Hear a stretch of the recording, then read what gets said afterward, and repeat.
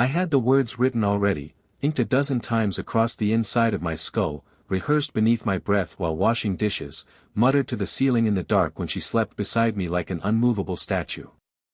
I want a divorce. 3 simple words. Brutal, clean, the kind of words that should slice through the silence like glass shattering. I was ready to let them fall today. The phone buzzed against the wooden table, vibrating in that nervous, insect-like way that always gets under my skin. I almost ignored it. Almost. But when I glanced down, the screen lit up with a storm of notifications. Family Circle speech balloon, 47 new messages. I frowned. That group was usually dead except for my mother forwarding inspirational quotes and my cousin sharing memes. 47 messages meant something had happened. I opened it, and my heart froze. Wife, Anna, don't worry everyone, we've talked things out. There's not going to be a divorce. The words sat there, glowing like a warning flare. I blinked, once, twice, reading them again to be sure. Not going to be a divorce. But I hadn't told her yet. I hadn't told anyone. My thumb hovered uselessly above the screen as replies poured in beneath her declaration. Mom, oh thank God. I was so worried. Marriage is hard, but you two are strong. Auntly, see? I knew you were just having a rough patch. Good wives always hold their homes together. David, supportive friend, wait, what? You never said anything to me, man. Uncle Chin, smart move, son. Divorces are shameful. Anna's a keeper. The messages scrolled endlessly, a digital flood of voices cementing her words into reality. They were congratulating her, for saving a marriage I hadn't even had the chance to end. I felt my throat tighten. She hadn't just guessed what I was planning. She'd stolen it. My moment, my truth, stripped away and repackaged as her victory. The air in the living room thickened. I didn't notice her footsteps until they stopped behind me. Don't look so shocked. Her voice was smooth, low, a winter draft sliding under the door. I turned, and there she was, Anna, standing with her arms crossed, her expression as unreadable as marble. She wasn't angry. She wasn't smiling either. Just, cold. You were going to tell them today, weren't you? She asked, though it wasn't a question. The muscles in my jaw clenched. My voice cracked. I swallowed, tried again. You told them before I even said a word. Her gaze flicked to the phone still glowing in my hand. Why waste time on speeches? They know now. And it's better this way. Saves you the humiliation. Humiliation. The word burned. She said it casually, like she was doing me a kindness, like ripping my autonomy away was some kind of mercy. You can't keep doing this. My knuckles tightened around the phone. You can't decide for me. Not about this. Anna tilted her head, a faint shadow of a smile ghosting her lips. I didn't decide for you. I just, anticipated. There it was. The unspoken truth. She knew. She always knew. Every rehearsed word, every restless thought, every bitter whisper I'd tucked safely into the caverns of my mind, she had already walked those halls before me. I thought, my voice wavered. I thought maybe you'd let you leave, she finished, stepping closer. Her eyes caught the dim light from the window, sharp and glinting like shards of ice. No. I won't. I can't. You're mine. The words weren't loud, but they struck like a hammer. I tried to breathe, to steady the storm inside me. But it was pointless. She could hear it anyway. The pulse of panic, the flickers of defiance, the exhausted ache of wanting out. My head wasn't even mine anymore. For a moment, silence pressed between us, heavy and suffocating. I stared at her, waiting for some sign of warmth, some shred of the girl I had once loved, the one who used to laugh under summer fireworks, who used to slip her hand into mine when no one was looking. But there was nothing. Only the cold certainty that she had become something else. And I, in her world, was no longer a husband. I was property. The phone buzzed again. More congratulations, more clapping emojis, more suffocating validation of her lie. I didn't look. Couldn't. Anna leaned in, her voice a whisper meant only for me. Don't embarrass yourself trying to explain. I already knew what you were going to say. The hairs on the back of my neck rose. I wanted to shout, to break something, to claw my way out of this invisible cage. But the words tangled in my throat. She'd already stolen them anyway. So I sat there, silent, while she straightened, turned, and walked away, leaving behind nothing but the scent of her perfume and the echo of chains I couldn't see but could feel digging into my skull. In that moment, betrayal became something sharper than disloyalty or distance. It wasn't about a loveless marriage anymore. It was about losing the one thing I had left, myself. And if she could read my mind, then she already knew, this wasn't over. This was war. The house was quiet again. Too quiet. After the group chat ambush, after her glance that cut deeper than any blade, I shut myself in the study and locked the door, not that it mattered. A lock couldn't keep her out. Not really. If she wanted, she could walk through my head like it was a hallway she owned. Still, I needed the illusion of privacy. I needed 4 walls and a door to press my back against, as if wood and plaster could shield me from her reach. I sat at the desk, staring at the blank glow of the laptop screen, but it only reflected my own face, pale, tired, a man who'd rehearsed a dozen speeches that would never be spoken.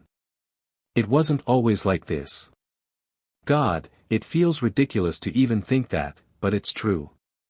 There was a time when I thought Anna was the best thing that had ever happened to me. We grew up 3 streets apart. I remember the first time I saw her, not the way you see a stranger, but the way a child notices someone who's about to matter. I was 9, she was 8, and she was sitting on the curb with scraped knees, holding back tears. I offered her half of my popsicle. She took it without a word. That was Anna, quiet, guarded, but her silence wasn't cold then. It was soft. That summer, we built our little world. Secret forts in the empty lot, whispered dares under the stars, promises spoken with the reckless sincerity only children believe in. She told me once, if we stick together, nothing can hurt us. And I believed her. Years rolled forward like they always do. School, exams, teenage awkwardness. She was always beside me, though. Not loud, not the type to draw attention, but steady, like the shadow you forget is there until it's gone. I remember one night, we were 16, lying on the roof of her parents' house, staring at the stars. The air smelled like jasmine, and my heart beat so hard I was afraid she could hear it. She turned to me and whispered, "Promise me you'll never leave." "I promise," I said. And I meant it with every bone in my body. That was the night I realized love could feel like destiny. When we married years later, it felt less like a decision and more like the fulfillment of something that had always been written. I wasn't nervous at the altar. I wasn't scared.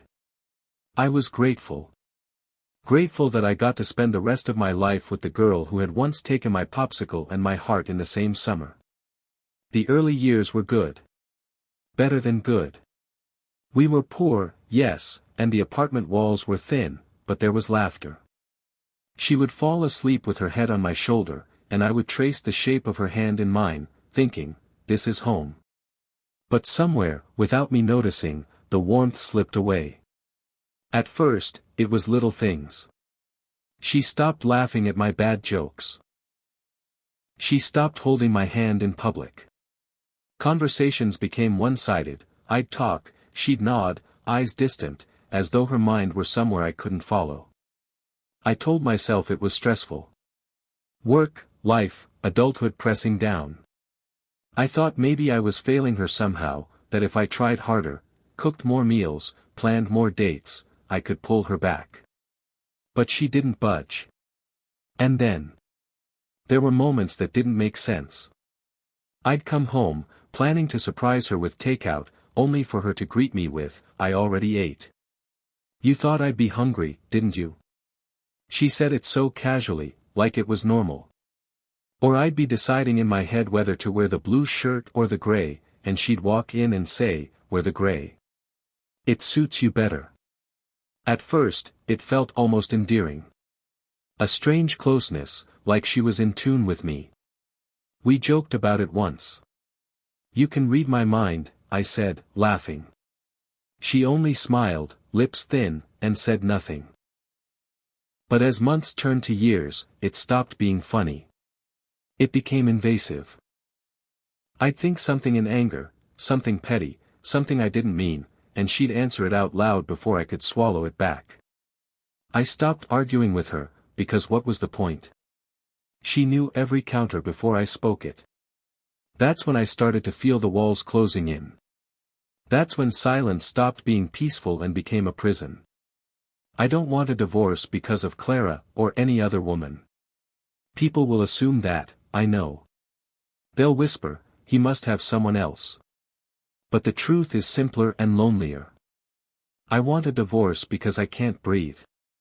I want to know what it feels like to wake up in the morning and have a thought that belongs only to me. I want to rediscover the small freedom of choosing a shirt without commentary, of thinking something unspoken and knowing it stays unspoken. I want a life where my mind is mine, where my choices aren't anticipated, intercepted, rewritten.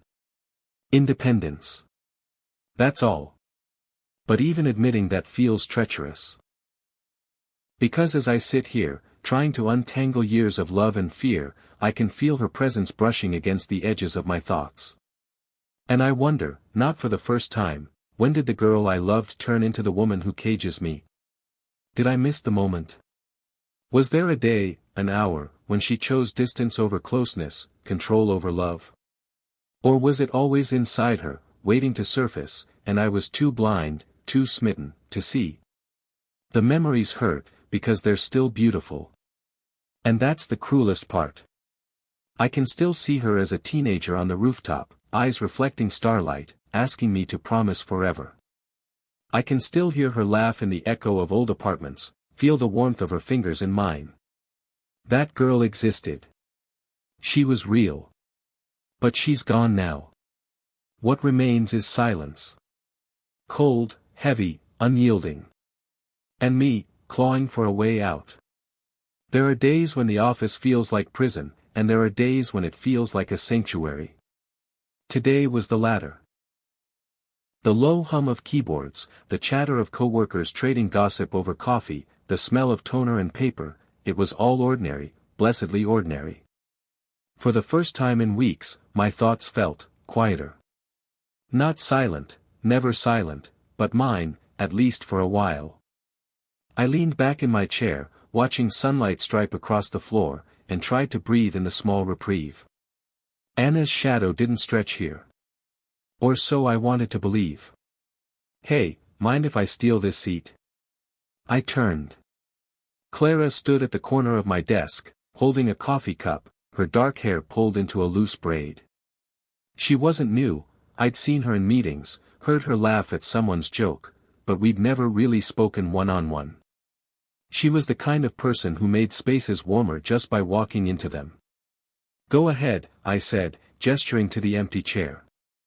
She sat, setting her cup down with an easy smile. "I figured it's safer to hide here.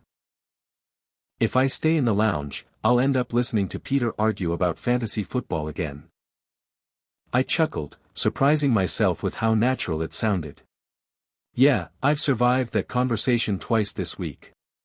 "You made the right call."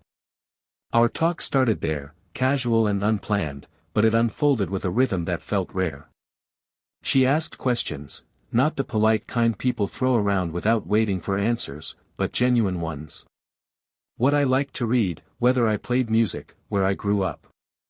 When I answered, she listened. Really listened. It struck me how freeing it was. With Anna, every word was filtered, measured, because I knew she'd already heard the unspoken. There was no discovery left in our conversations, no mystery. But Clara didn't pry. She didn't know what I'd thought before speaking, and that ignorance was beautiful. It gave me space to exist without interruption. "Have you ever thought about traveling?" she asked at one point, tilting her head. "All the time," I admitted. "Somewhere quiet. A place with a sky full of stars. Somewhere no one knows me." Her eyes lit up. "Exactly. That's my dream too. Just vanish for a while, find myself again." The words sank into me like sunlight through ice. Find myself again. She said it so casually, but it struck deep, because that was what I craved more than anything. I almost told her. I almost confessed the whole thing, that I was trapped in a marriage that felt less like love and more like captivity, that I hadn't felt like myself in years. But the words stayed lodged in my throat. And then the air shifted. I didn't hear her footsteps. I didn't need to. I felt it first, the weight of presence, the familiar chill that crawled along the edges of my thoughts. Anna. She appeared at the far end of the room, carrying a paper bag. Too composed, too precise to be coincidence. My stomach nodded. "Hi, love." Her voice was smooth, cutting through the noise of the office like it belonged here. She walked over, placing the bag on my desk. "I thought you might have forgotten lunch again." Clara glanced between us, a polite smile in place. "That's thoughtful." I tried to return the smile, but Anna's eyes locked on me, and I saw it, the glint that said she was already rifling through my mind. "You like her laugh," her gaze seemed to whisper. "You like the way she listens. Do you think I don't notice?" I clenched my fists under the desk. "Thank you," I muttered, my voice too tight. Anna leaned slightly, peering at Clara with a softness that wasn't softness at all. "You're Clara, right? He's been thinking about you." The words hung there, casual enough to pass as harmless, but my chest constricted. Clara blinked, a little surprised, but not suspicious. "Oh. Well, we've just been chatting." Anna's lips curved faintly, not quite a smile. "Yes. Chatting. He likes that." She turned back to me then, eyes sharp, searching. I fought to hold her gaze, but it felt like wrestling shadows. "Don't think about it," I told myself desperately. "Don't let her see." I tried to erect walls in my mind, to push her out. I imagined steel shutters slamming down, imagining a vault she couldn't enter. For a moment, just a sliver of a moment, I felt the silence. A blessed, empty silence where my thoughts were mine. But it was fragile. Exhausting. My head throbbed with the effort. And then, like a knife sliding between ribs, her voice brushed the barrier, "You can't hide from me forever." I swallowed hard, breaking eye contact. Clara was still there, smiling gently, oblivious to the war being waged in my skull. She asked about my weekend plans, and I forced myself to answer, my words stumbling, my chest tight. When the conversation wound down, Clara stood, lifting her coffee. "Thanks for letting me crash your desk. We should talk again." "Yeah," I said, and meant it. "We should." She walked away, her braids swinging, her presence lingering like warmth after a fire. And then it was just Anna and me. She leaned closer, her whisper colder than ice. "You think she can save you? But I know better." I didn't answer. Couldn't. The walls in my head were already crumbling, and I was too tired to keep them standing. When she finally left, I sat frozen at my desk, staring at the paper bag she'd brought, untouched. Clara's parting words echoed in my mind, sweet and human. "We should talk again." But louder still was Anna's whisper, "You can't hide from me forever." And I realized this fight wasn't just about a marriage anymore. It was about my mind. About the right to own my thoughts, my desires, myself. And she was determined to strip even that away. The restaurant was alive with noise, glasses clinking, laughter spilling over tables, the smell of grilled meat and garlic butter weaving through the air. For once, the chaos was comforting. It drowned out the whispers in my head, muffled the tension that followed me everywhere else. David waved me over the moment I walked in. "Over here, man. We saved you a seat." I slid into the chair beside him, relief washing through me as familiar faces greeted me. Clara sat across the table, already mid-conversation with one of the others. She noticed me and smiled, small, unforced, the kind of smile that didn't ask for anything. "Glad you made it," she said. "Wouldn't miss it," I replied, and meant it. For a little while, it was easy. The chatter moved around the table like a current, old stories, inside jokes, arguments about movies. Clara leaned in every so often to ask me something, and I found myself answering without hesitation. Her presence had that effect, like oxygen after being underwater too long. And then Anna arrived. She slipped into the seat beside me with practiced grace, as though she belonged exactly where she was. She greeted everyone warmly enough, but her touch on my arm was cold, deliberate. I stiffened. The group welcomed her, of course, they always did. To them, she was composed, reliable, the wife who kept our lives orderly. Only I felt the frost beneath the surface. Dinner carried on. Plates clattered, wine glasses emptied, laughter swelled.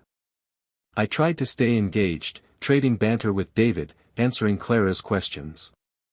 For a brief, fragile span of minutes, I almost forgot she was there. Until Anna spoke. "So," she said suddenly, her voice smooth, carrying just enough weight to pull the table's attention, "have you told them about your dream of moving away? Somewhere with stars you can actually see?" The fork froze halfway to my mouth. Clara tilted her head slightly. "You never mentioned that." I forced a laugh, shaky. "It's just something I've thought about." Anna's lips curved faintly. "Oh, he thinks about it a lot. Escaping the noise, disappearing somewhere no one knows him. He likes the idea of freedom." My stomach tightened. I hadn't told her that. I hadn't told anyone.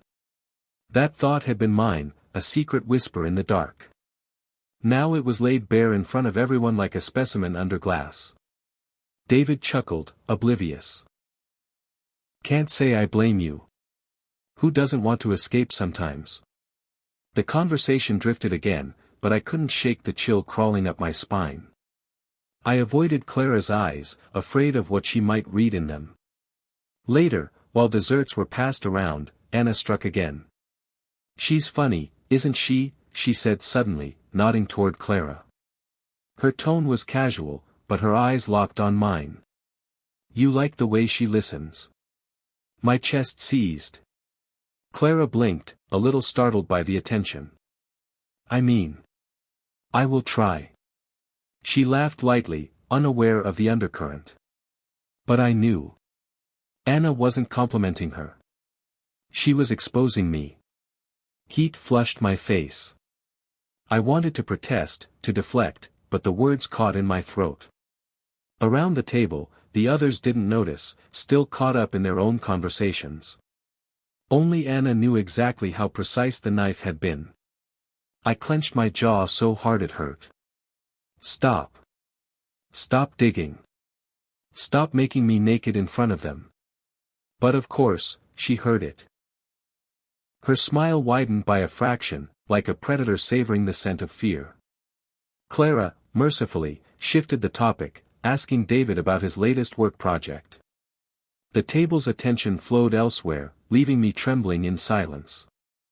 I spent the rest of the evening in a fog, answering when spoken to, laughing when expected, all while my thoughts screamed behind the mask.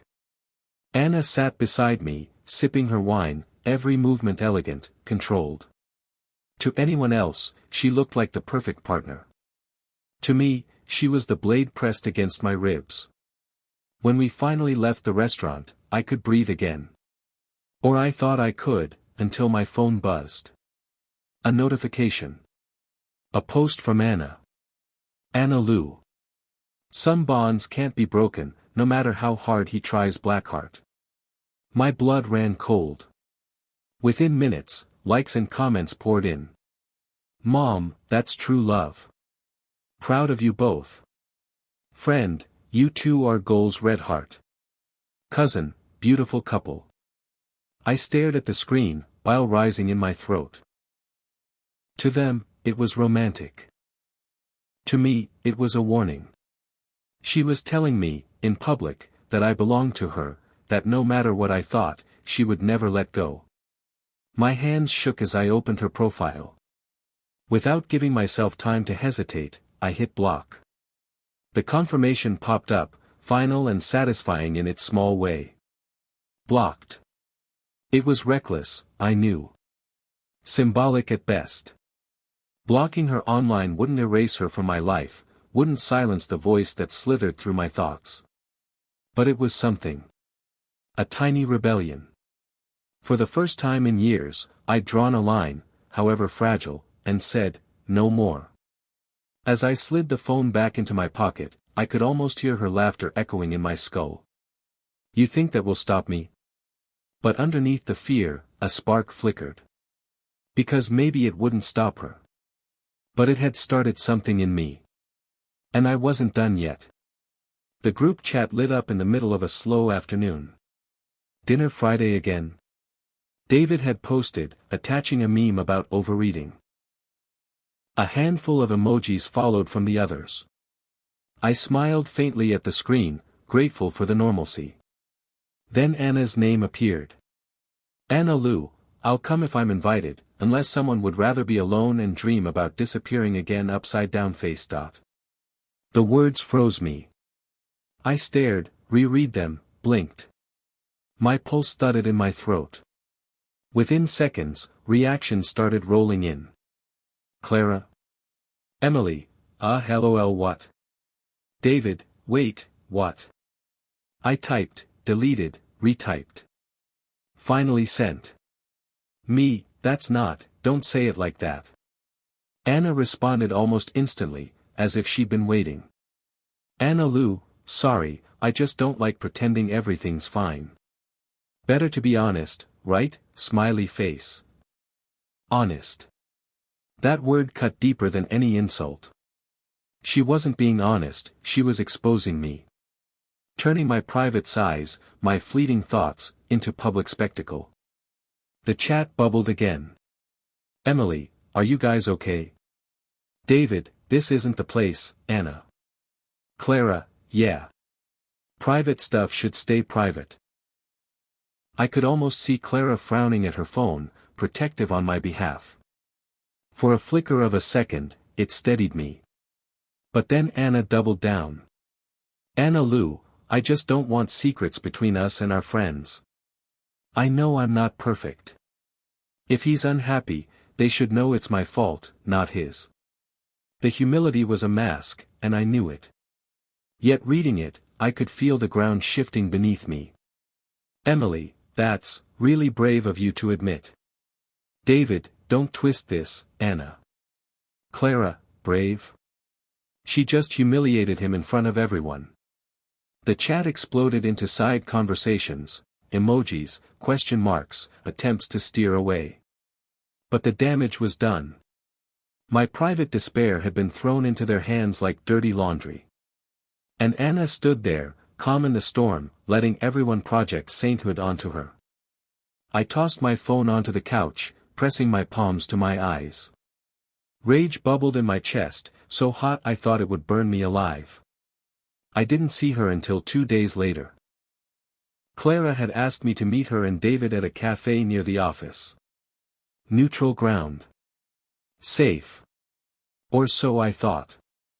I spotted them by the window, Clara's smile easing some of the weight on my shoulders. I started toward them, then froze. Anna was already there. Sitting at the table, coffee cup in hand, looking every bit like she belonged. My jaw tightened. David shot me an apologetic glance. Clara's lips thinned. I sat down anyway. So, Anna said lightly, as though we just met for brunch, are you still angry about the chat? I stared at her. You humiliated me. She tilted her head, feigning confusion. I was honest. I only said what you've been thinking. Isn't it worse to lie to our friends? Clara leaned forward. No, what's worse is dragging him through the mud to make yourself look good. Anna's gaze flicked to her, cool and sharp. I don't need to make myself look good. People know who I am. She turned back to me. And they know who you are too. The implication landed like a slap. David cleared his throat. This isn't helping anyone. But I couldn't hold back. You twist everything. You make me the villain while you sit there and play the victim. Do you enjoy it? Watching everyone pity you? Her expression didn't falter. If anything, her voice softened. I don't want pity. I just want people to understand that I love you, even when you hate me. The cafe seemed to tilt. Heads turned. A couple at a nearby table glanced over, whispering. I wanted to scream. To shout that she didn't love me, that what she felt wasn't love at all but possession.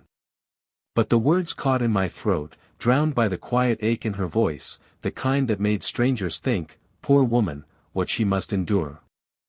I don't hate you, I said instead, the words raw. I just want my life back. Her eyes narrowed almost imperceptibly. She reached across the table, touching my hand with feigned tenderness. And I want to save our lives. Even if you've forgotten it's worth saving. Murmurs spread through the cafe. People watching, hearing fragments, deciding sides without context. To them, I was the cold husband, she the faithful wife. I yanked my hand away, shame burning hotter than anger now. Clara's eyes found mine, steady, a silent message, I see you. I believe you. But the room belonged to Anna. By the time I stood to leave, my chest felt hollow, my voice gone. Every glance from strangers carried judgment, unspoken condemnation. Anna rose too, moving with quiet grace, her performance complete. Don't walk away again, she murmured, just for me. It only makes you look worse. I stumbled into the street, the cold air biting my lungs. I had never felt so exposed, so utterly powerless. Not because she read my mind, but because she owned the story. And stories were what people believed. The apartment was too quiet. Even after hours, I could still hear the murmur of the cafe in my head. Chairs scraping, whispers, Clara's steady voice trying to defend me. While Anna dismantled me with practiced calm. My chest still burned with the humiliation of it. I lay in bed staring at the ceiling, the glow of the street lamp seeping faintly through the blinds. Sleep refused to come. My thoughts circled endlessly, the same questions looping back on themselves. How do I fight someone who already knows my moves? How do I leave someone who won't let go? The phone buzzed on the nightstand. I didn't need to look to know who it was. Her name might as well have been burned into the glass. I let it vibrate once, twice. My pulse climbed with each shiver of the phone. By the fourth ring, I swore under my breath and snatched it up. Hello. Her voice came through, soft, quiet, almost fragile. You're awake. I didn't answer. I couldn't sleep, she continued, her tone hushed, like a confession. Not after what happened earlier. Not after seeing your face. I sat up, rubbing my eyes. Why are you calling me? Because, she said, and the pause was deliberate, heavy, I can't stand the way we ended things tonight. You're hurting, and it's my fault. I can feel it. I almost laughed, bitter and sharp. You don't feel it. You just hear it. Silence stretched. Then she sighed, soft enough that for a moment I almost believed it was regret. You don't talk to me anymore, she said. Not really. So what choice do I have? If I don't listen to your thoughts, I lose you completely. My fingers tightened around the phone. You never had the right. I'm your wife. Her voice sharpened briefly, then softened again. Do you understand how desperate that feels? To live with someone who won't open up, who carries every doubt inside. I had to do something. I couldn't just sit there and watch you drift further away. I pressed my palm to my forehead, forcing myself to breathe. And humiliating me in front of everyone, that was saving us. I panicked, she admitted. I thought if they knew, if they could help us, it wouldn't feel so heavy between us anymore. I only wanted to bring everything into the open. No, my voice came out rough. You wanted control. She didn't deny it. Instead, you think I don't see it? How do you look at me like I'm the enemy? I know I've become cold, I know I shut you out. But I'm fighting for us. You don't even fight. Her words struck something raw, and for a moment I couldn't speak. Because she was right in one way, I had stopped fighting. I'd grown quiet, retreated into myself, let the silence rot between us. But it wasn't surrender, it was survival. Finally I said, I don't want to fight for this anymore. Her breath caught. I imagined her sitting somewhere in the dark, her hair falling around her face, eyes glinting with that uncanny calm. You don't mean that. I do. My voice steadied, surprising even me. I don't want to be saved. Not by you. Not by anyone. I want my life back, Anna. Mine. Not something you edit in your head, not something you parade in front of our friends. Mine. She was silent for so long I thought the line had gone dead. Then, slowly, you'd throw away years of promises for what? Independence. That's just another word for loneliness. No, I said, my jaw tightening. It's another word for breathing. She inhaled sharply, a small crack in her composure. Then, you think Clara will give you that? Or David? Or some fantasy of freedom? You don't even know what you're asking for. This isn't about Clara, I snapped. This isn't about anyone else. It's about me. For once, it has to be about me. Another silence, thicker this time. I thought I heard the faintest sound of teeth grinding before her voice returned, measured, careful. You can't run from me, she whispered. Even if you block me, even if you shut me out. I know you. I am you. Every thought you have, every secret wish, I'll always know. The words chilled me, but I held my ground. Then listen carefully, because this is one thought you can't twist. I'm not following your path anymore. Whatever we had, it's gone. I'm going to live my own life. Even if it means leaving you behind. For the first time, I heard her falter. A jagged breath slipped through, the faintest crack in the ice. Then she recovered. Her voice returned low, dangerous in its calm. We'll talk again. You'll see. You'll realize you need me. You always do. The call ended before I could respond. I lowered the phone slowly, my chest pounding as though I'd run miles. The apartment was silent again, but it wasn't the suffocating silence of before. It was heavier, darker, threaded with the promise of another battle. But under it all, there was a flicker. Not peace, not relief. Something else. Resolve. For the first time, I'd said it out loud, not just to myself, but to her. And no matter what came next, that truth was mine. The morning light cut through the blinds in thin, accusing slats. I lay there for a long time, staring at the ceiling, the weight of Anna's midnight words still pressing against my ribs. We'll talk again. You'll see. But strangely, I woke up with a steadier mind. Saying the words to her, declaring that I wanted my life back, had pulled something loose inside me. My chest still ached, but the ache was in shape now. Direction. I reached for my phone on the nightstand, thumbing through the usual cycle: email, messages, the group chat I'd muted after the last disaster. Finally, against better judgment, I opened social media. And froze. Her face filled the screen.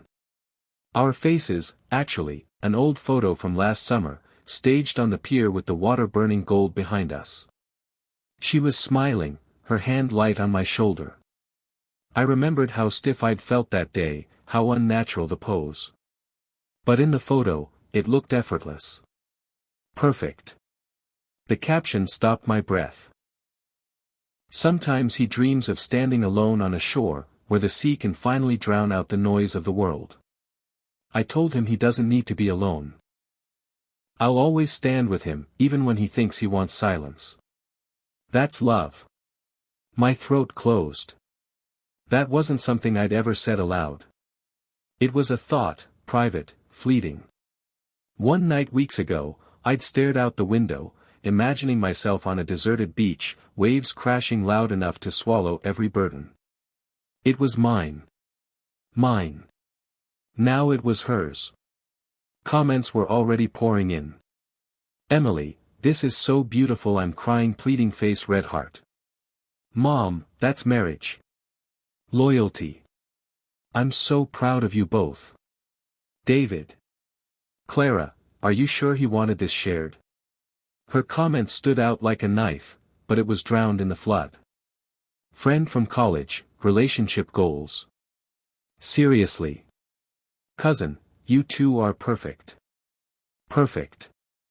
I dropped the phone onto the sheets, bile rising in my throat. The room spun. She hadn't just stolen my thoughts, she'd paraded them, turned them into content, weaponized them into proof of her devotion. And the world applauded. I pressed my palms into my eyes, shaking.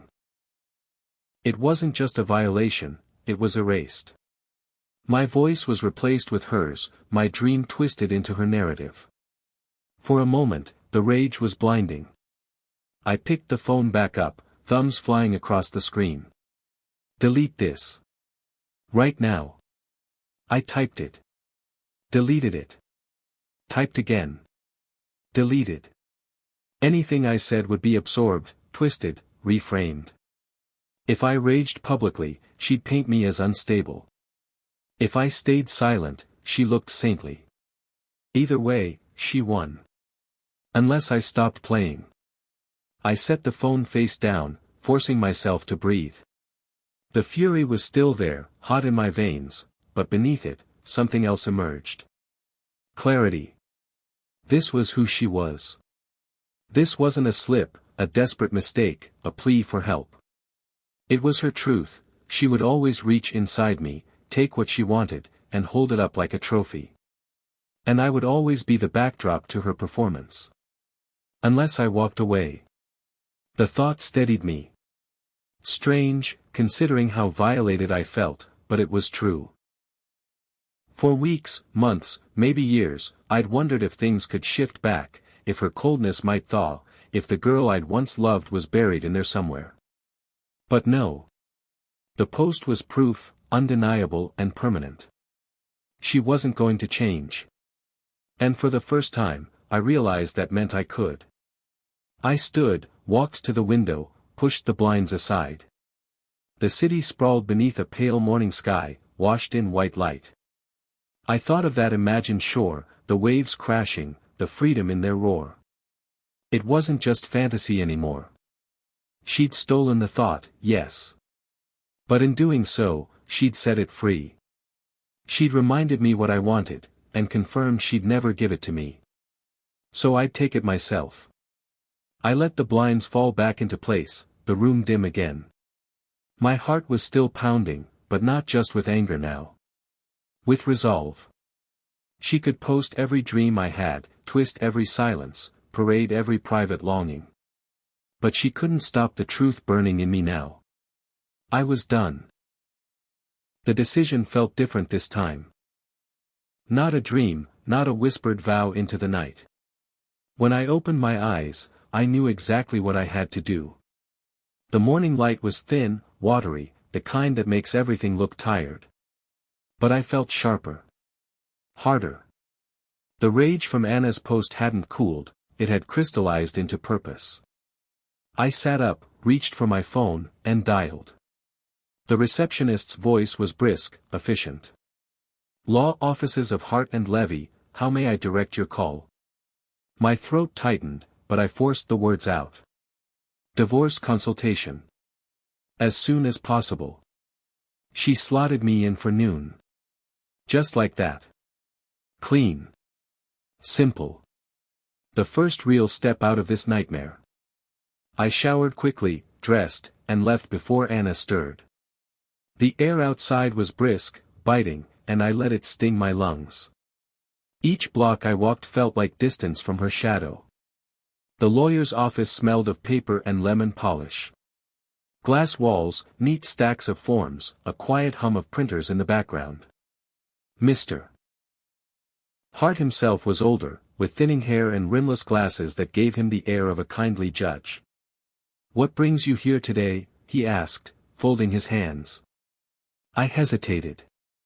The truth, "my wife reads my mind and weaponizes it," was impossible. So I shaped the story into something palatable. My marriage is controlling. Suffocating. She twists things, uses them against me. I need out. He nodded, unfazed. "You're not alone in that. We'll file on grounds of irretrievable breakdown." "Do you share property?" I answered mechanically. "House, car, shared accounts." He scribbled notes, gave me options. Mediation, direct filing, protective measures if necessary. His words were sterile, procedural, but beneath them pulsed something intoxicating. There was a way out. I left with a folder of documents tucked under my arm, my chest lighter. For the first time in months, maybe years, I could breathe. That afternoon, I sat in a cafe with my laptop, scrolling through apartment listings. Studio flats, one-bedrooms, sublets above shops. Each photo was a tiny portal into freedom, sunlight spilling across a bare floor, a bed with no one but me in it, walls without her shadow. I pictured cooking a simple meal alone. Music playing without her commentary. Silence that was mine, not punishment. The dream felt closer now. Tangible. It was dusk when I finally walked home, folder heavy in my bag, resolve steady in my chest. But the moment I stepped inside, I knew. Anna was waiting. She sat on the sofa, hands folded in her lap, eyes fixed on the door as though she'd been sculpted there. Her stillness was worse than any outburst. "Long day?" she asked softly. My pulse kicked. I said nothing, moving to hang up my coat. Her head tilted, her gaze unblinking. "Lawyers' offices smell terrible, don't they? Like dust and nerves." The air drained from my lungs. My hand froze on the hook. She rose smoothly, crossing the room. Not fast. Not aggressive. Just deliberate, inevitable. She stopped in front of me, so close. I felt the cold aura radiating from her. "You think you can plan behind walls, behind glass. But I hear you." Her fingers brushed my sleeve, a light, claiming touch. "Every doubt, every fantasy of escape, it's mine before it's yours." I jerked back. "This isn't your choice." "Not anymore." Her lips curved in something that wasn't quite a smile. "You still don't understand." She leaned in, her breath brushing my ear. "You can leave me, but you'll never leave your own mind. And I'll always be there." Ice crawled down my spine. I shoved past her, my voice breaking. "I don't care. I'll fight you. I'll fight until there's nothing left." Her silence followed me down the hall, thicker than chains. That night, lying in the dark, her words replayed over and over. "You'll never leave your own mind." And maybe she was right. Maybe she'd always be there, lurking, listening. But my jaw tightened, my fists clenched around the sheets. That didn't mean I'd stop. Even if she haunted every corner of my skull, I'd carve out space for myself. Independence wasn't negotiable. Not anymore. I whispered it into the dark, a vow no one could steal. I will be free.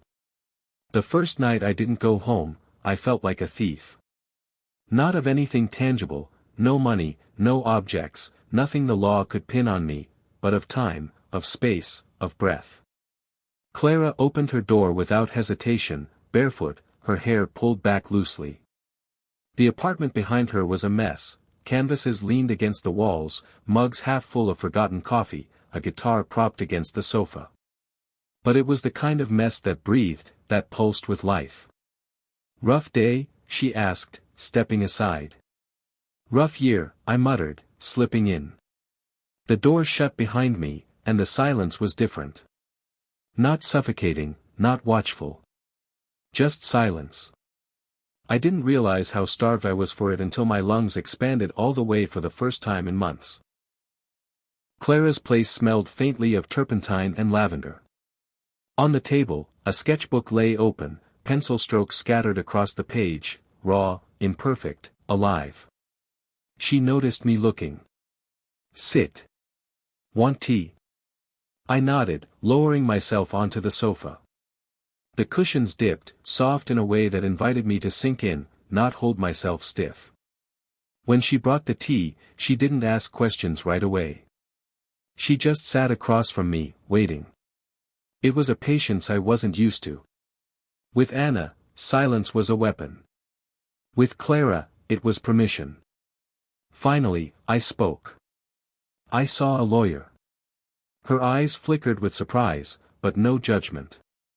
Just quiet strength. "Good. I don't know if it'll matter. She doesn't let go. Even when I don't speak, I cut myself off, the truth teetering on my lips. Even when I don't speak, she hears me." Clara didn't push. She leaned back, sipping her tea. "You deserve space. Even if it's small, even if it's just one corner of the world that's yours." Her words hit like a bomb. Later, she pulled the guitar from the wall, handed it to me. "You used to play, right?" I froze, fingers hovering. It had been years since I'd touched strings. The instrument felt foreign, heavy. But when I strummed, the vibration hummed against my chest. The sound was clumsy, raw, but it was mine. Each chord scraped something awake inside me, something long buried under years of silence and cold gazes. Clara watched with a faint smile. "See? Still in there." I almost laughed, though my throat ached. Maybe. For a few moments, I wasn't a husband, wasn't a prisoner. I was just a man holding sound in his hands. It didn't last. My phone buzzed against the table. Out of habit, I reached for it, and my stomach dropped. Anna had posted again. A photo from our wedding day, her veil fluttering, my arm around her. The caption. "Through storms and silence, we endure. He may forget, but I never will." Comments bloomed instantly. "You're so strong. What an example of love. Stay together no matter what." I slammed the phone face down, bile in my throat. Even here, in Clara's sanctuary, she reached in, dragging me back into her performance. Clara's voice was steady. "She's playing to the crowd. Let her. You don't understand." "I do." Her gaze held mine. "She's shouting into the void. Don't give her your silence back as a reply, give her your life instead." The words rooted inside me, deeper than I wanted to admit. We stayed up late, talking about nothing and everything. She painted while I plucked at the guitar, uneven but honest. For once, I didn't feel observed, judged, rewritten. I felt, me. When I finally left, the night sky stretched wide above, stars scattered like distant promises. For the first time in years, I saw a horizon that didn't include her. Fragile, yes. But real. And maybe, just maybe, I could reach it. It was supposed to be an ordinary afternoon. I'd slipped out between errands, craving a cup of coffee strong enough to burn the fatigue from my bones. The cafe was crowded, all chatter and steam, and I queued absently, half thinking of Clara's voice from the night before. But when I turned, mug in hand, my stomach dropped. She was there. Anna sat by the window, her posture elegant, her coat draped just so across the chair. She looked like she belonged in a photograph, the light haloing her face, eyes fixed on me the moment I noticed her. "Daniel," she said softly. The sound of my name in her voice froze me mid-step. For a heartbeat, I was back in another time, her laugh warm, her hand slipping into mine on long walks home. For a heartbeat, I was the man who once believed she was my forever. Then the moment cracked. I blinked, grounding myself in the present, and walked toward her table. "Mind if I sit?" I asked. My voice was steadier than I felt. She gestured gracefully. Of course. We sat across from each other, steam rising between us from our cups. Her eyes studied me, searching, but her expression was softened, almost tender. "It's been a while since we just talked," she said. I didn't answer right away. She let the silence linger, filling it herself. "Do you remember our first time here?" she asked. "You ordered that ridiculous caramel latte, and said it tasted like melted candy." I laughed so hard I nearly spilled my drink. A ghost of that memory flickered in my mind, her laughter ringing bright, my cheeks aching from smiling too much. I remembered, yes. But the memory hurt more than it warmed. "I remember," I said quietly. Her smile widened, hopeful. "We used to be so good together. Don't you think so?" Something tugged at me then, that old instinct to reach back, to let nostalgia smooth the cracks. For years, that instinct kept me bound. But this time, I saw it differently. The warmth in her voice wasn't the heat of love, it was the calculated glow of a flame held just close enough to draw me in.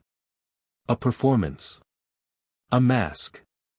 Clara's words echoed in me, "Don't give her your silence back as a reply, give her your life instead." I took a slow breath. "I miss who we were," I admitted. "But that's gone." Her eyes flickered, the mask slipping for just a second. She leaned forward. "You don't mean that. You're just angry, confused." I shook my head. "No. I'm clear now." For the first time, she faltered. The softness cracked, and something colder glinted beneath. "I know what you're thinking," she said, her voice dropping. "You don't have to say it. I can hear it, right now. You're telling yourself you're stronger. That you don't need me. But Daniel," her gaze sharpened, "even your strength still runs through me. You can't think without me being part of it." The words should have gutted me. A week ago, they would have. Now, I just feel tired. "Maybe," I said. "But you can't control what I do with it." I stood, setting my cup down. Her eyes followed me, searching, waiting for me to crumble. But I didn't. I walked out of the cafe, the bell over the door chiming softly, and stepped into the crisp air. My chest felt tight, but not with fear or longing. With release. Behind me, the memory of her smile lingered like smoke. Ahead, the street stretched wide, the horizon waiting. It started with the buzzing of my phone. At first, I thought it was work, emails, reminders, but when I picked it up, Anna's name filled the screen. Again and again.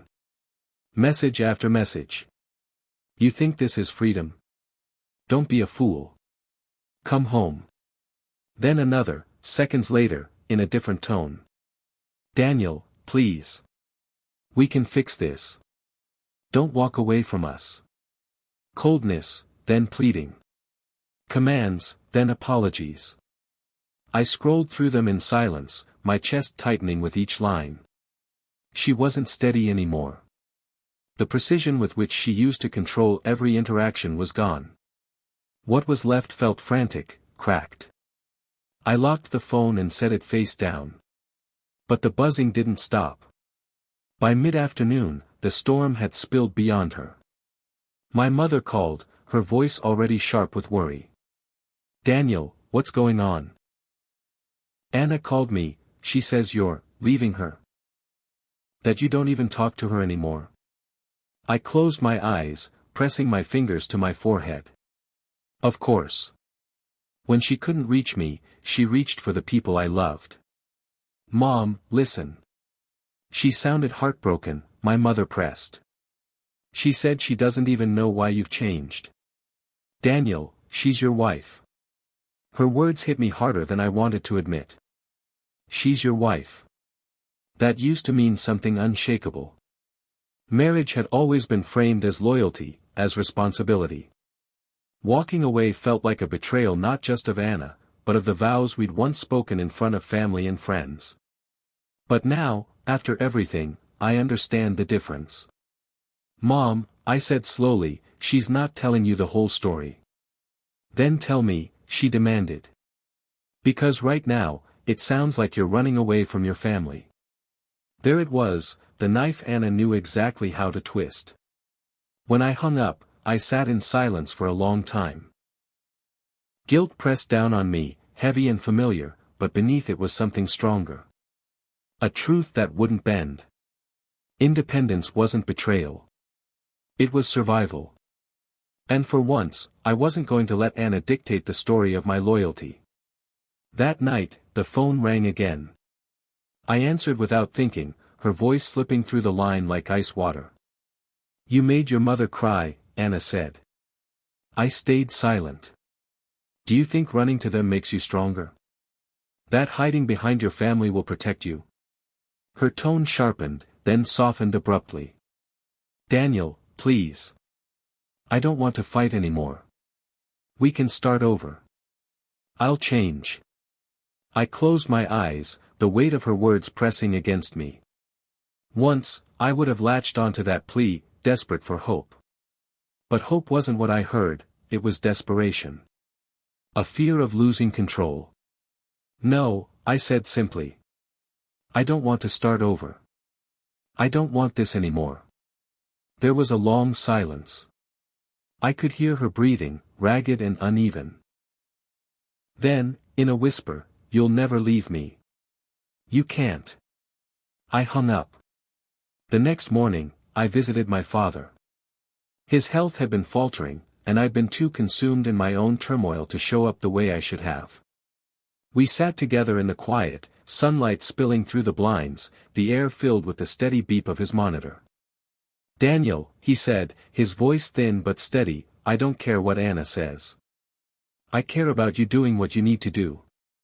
Something eased inside me then, something I hadn't realized was wound so tight. I spent the afternoon helping my sister with errands, fixing the old shelf in her kitchen, carrying groceries for her. Ordinary tasks, but grounding. Real. This was family. This was loyalty, not the prison Anna wanted to bind me in, but the act of showing up, of giving what I could. That night, for the first time in weeks, I felt calm. Of course, Anna didn't let go easily. She posted a picture, our wedding photo, captioned, "Some promises are forever, even if he forgets." I stared at it for a long time. The comments filled quickly with sympathy for her, subtle jabs at me. Once, that would have crushed me. Now, it only made me feel sad. Not for myself. For her. Her desperation was spilling into the open, unraveling the perfect image she'd always worked so hard to maintain. And me? I closed the app, set down my phone, and turned back to the notebook on my desk. Pages of half-scribbled plans and sketches stared back at me, the beginnings of something new, something mine. For the first time, I smiled. The pen felt heavier than it should have. I sat across from my lawyer, the divorce papers spread neatly on the desk between us. My signature bled across the page, a line of ink more decisive than any words I'd ever spoken to Anna. When the pen left my hand, the silence in the room felt sharp. Anticlimactic, almost. After months, years, of suffocating conflict, I'd expected thunder. Instead, there was only the scratch of paper and the quiet shuffle as my lawyer gathered the documents. "That's it?" I asked. "That's it," she said gently. "The rest is procedure. You've done your part." I nodded, though my chest ached. Just like that, the marriage that had once defined me was no longer legally mine. Outside, my phone buzzed. I didn't need to check the screen to know who it was. Anna. I stood on the courthouse steps, watching people rush past, and finally glanced at the message. "So it's official. Do you think paper changes anything? You'll still hear me when you try to sleep. You'll still feel me in your head." Another ping. "But if you came back now, we could fix this. I'd forgive you." Her words no longer landed like blades. They fell flat, brittle, powerless. For a long moment, I stared at the screen. Then I blocked her. One simple press of a button, and the buzzing went silent. The quiet that followed wasn't complete, it was threaded with grief, with echoes, but it was mine. That night, I sat at my desk scrolling through my phone. The photos were the hardest. Our wedding, vacations, birthdays. Her smile in frame after frame, her arm looped through mine. I hovered over the delete button, my finger trembling. I didn't delete them all at once. That would have been too easy, too false. Instead, I cleared them one by one, acknowledging each memory before letting it go. Shared groups followed, family chats where she was still present, threads where her name lit up with every false sweetness. I left them. Muted them. Made my absence clear. By the time I was done, the device in my hand felt lighter. My chest did too, though an ache lingered. Like tearing off a bandage that had become part of the skin beneath. In the days that followed, Anna's presence began to fade. No more texts, no more sudden calls, no more cryptic posts meant to pull me back in. But in the quiet, I noticed something else, the ghost of her voice in my head. When I stood at the sink washing dishes, I half expected her commentary, "You missed a spot." When I lingered too long at the grocery store, I heard her sigh, "You always overthink things." It startled me at first. I thought maybe she was still inside me, still prying into my thoughts. But then I realized, it wasn't her. It was a memory. Habit. And habits could be broken. Each time I heard that phantom voice, I answered back, not to her, but to myself. "That's not yours anymore. That's mine." The more I repeated it, the quieter she became. One evening, I walked to the park where we used to go on Sundays.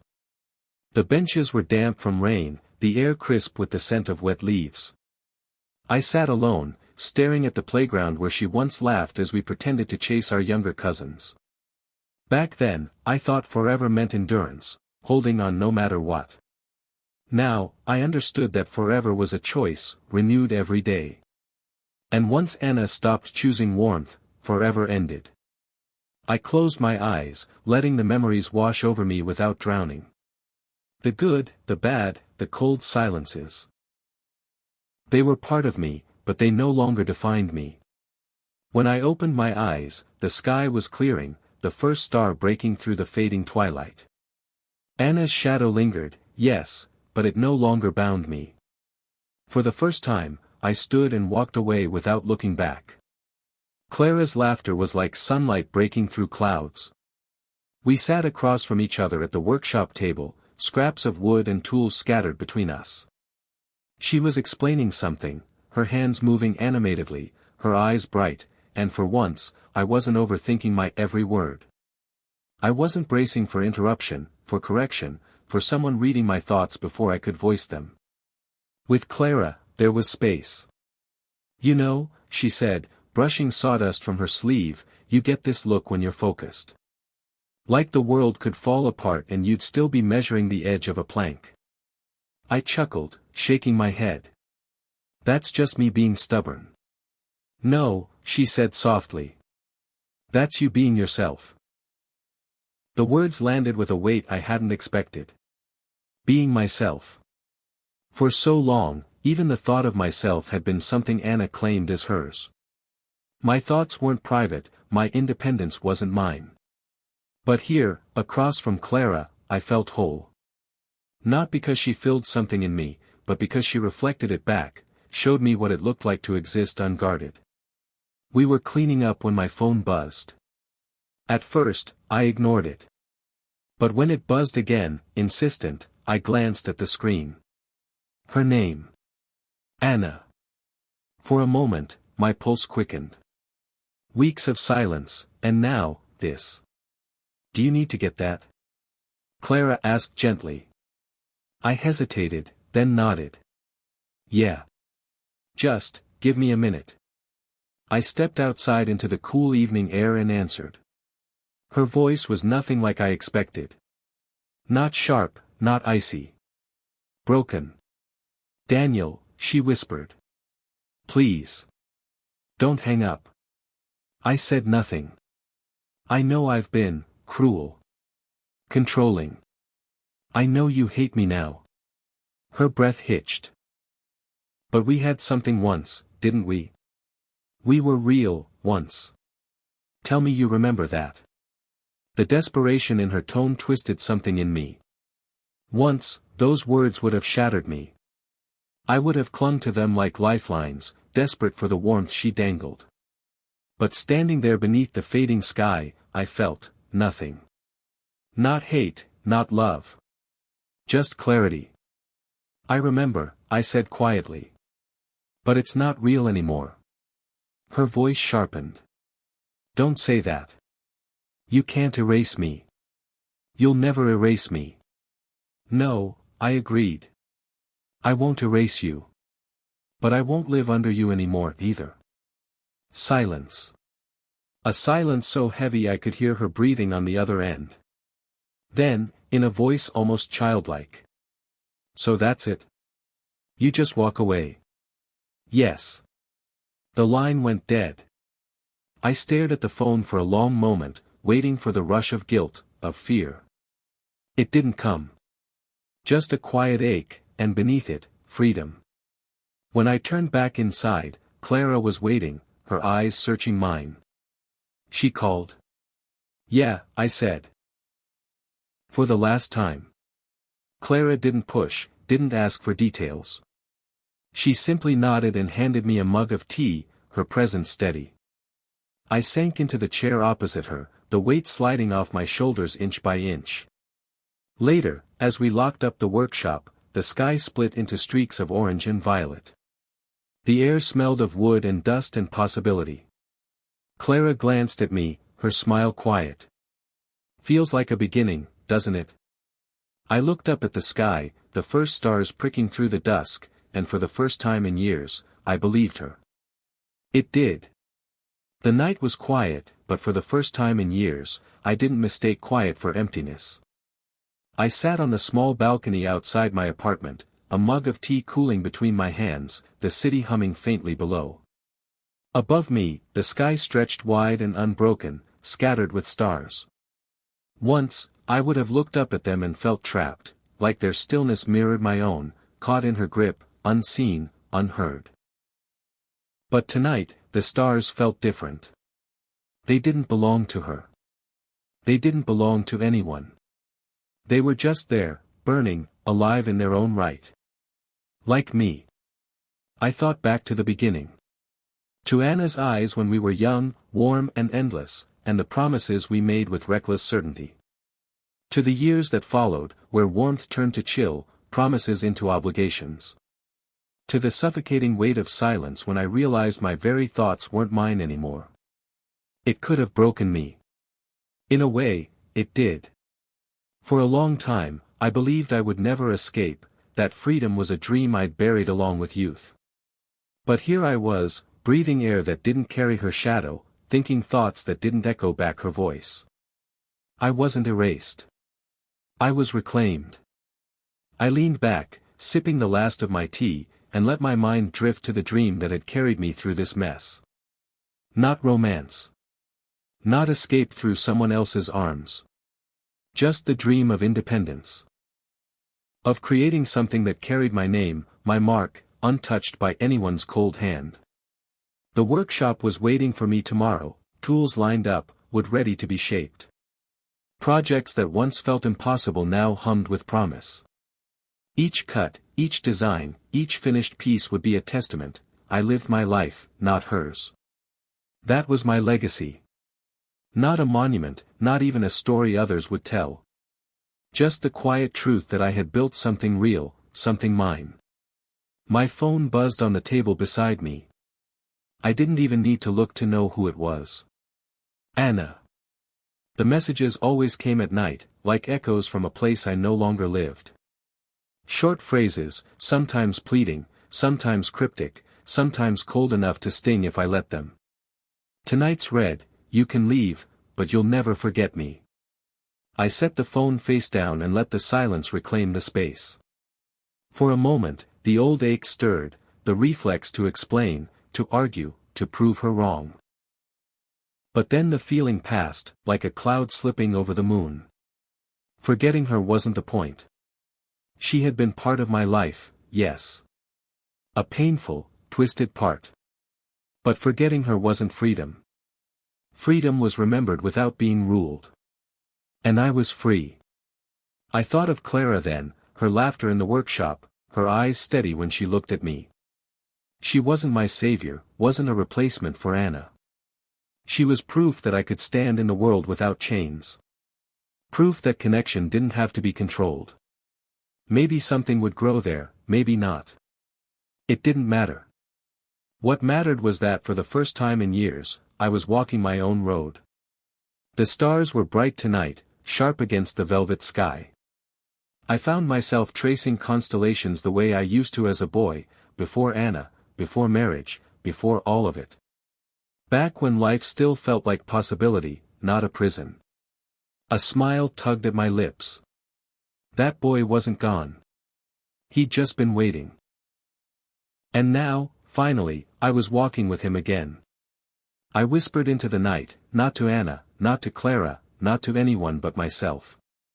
These are my stars now. My sky. My life. And as the words left me, I knew they were true.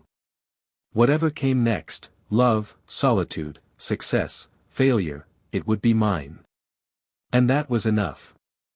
More than enough. I finished my tea, turned off the light, and left the stars burning above me, untouched, untouchable, shining in their own right. Just like me.